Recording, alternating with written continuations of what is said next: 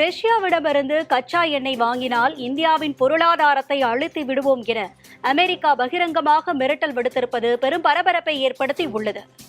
Ukraine Russia இடையேயான போரில் Russia மீது அமெரிக்கா உள்ளிட்ட மேற்கத்திய நாடுகளின் பொருளாதார தடை அமலில் உள்ளது. இருப்பினும் இந்தியா, சீனா, பிரேசில் உள்ளிட்ட நாடுகள் ரஷ்யாவிடமிருந்து கச்சா எண்ணெய் வாங்கி வருகிறது. இந்த வர்த்தகத்தின் மூலம் கிடைக்கும் பணத்தை வைத்து ரஷ்யா போரை நீட்டித்து வருவதாக அமெரிக்க தலைவர் ட்ரம்ப் குற்றம் சாட்டி வருகிறார். இந்த நிலையில் ட்ரம்ப் அமைச்சரவையில் இடம்பெற்றுள்ள எம்பி லிண்ட்சே கிரஹாம் அமெரிக்க செய்தி நிறுவனம் ஒன்றுக்கு அளித்த பேட்டியில் ரஷ்யாவிடமிருந்து கச்சா எண்ணெய் வாங்கும் சீனா, இந்தியா, பிரேசில் போன்ற நாடுகளுக்கு ட்ரம்ப் 100 விழுக்காடு வரி விதிக்க உள்ளதாக தெரிவித்தார். மேலும் இந்தியா, சீனா, பிரேசில் போன்ற நாடுகள் ரஷ்யாவிடமிருந்து மலிவான விலையில் கச்சா எண்ணெய் வாங்கி போரை நீடிக்க வைத்தால் உங்கள் பொருளாதாரத்தை அழித்து விடுவோம் எனவும் மிரட்டல் விடுத்துள்ளார்.